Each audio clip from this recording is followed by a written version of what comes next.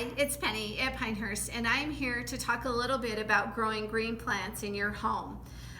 Some of the most important factors are choosing a plant that grows well, depending on the type of light that you have in your home. If you're an east or a west facing home, you're going to have you are going to have more brighter light than if your home was facing north. So if a north facing home, you're going to have to put your plants closer to the window so they get that bright light. Also, you want to choose a plant that grows well and grows fast.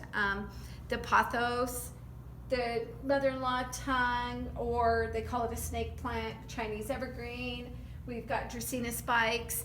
Those are kind of a low light plant because this time of year we don't get a lot of light. We have dark, gloomy days, and so if you have these type of plants, they're still going to do well for you because they don't need a whole bunch of bright light. Fertilizing is a big thing. Also, when you're watering, it's really important not to overwater your plant. Number one, they need to have good drainage. You don't want to just saturate them because when the soil is too wet, oxygen can't get in there and the root system can't work properly if it's too wet. So you want to give it a really good watering, let it dry out. You can lift up your plants if it feels light, give it a good watering, go 7 to 10 days before you water that again. Also, make sure that you have really good drainage. If you have a tray that collects the water after it's completely drained, make sure to dump that tray of water off, that your plant isn't sitting in water.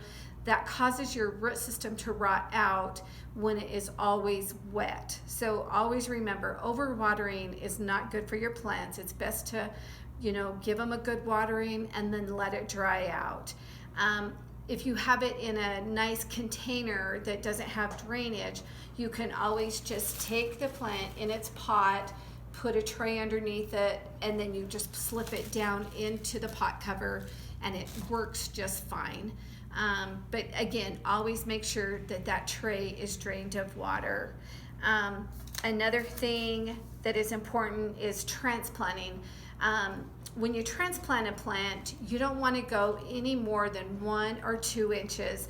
When you look at a plant and the root system is really nice and it's tight in its environment, you're going to get growth on the top of your plant, because if it's nice and tight here, it's going to grow up here and you're going to have a really nice, beautiful plant, and the root system is just going to stay nice and compact.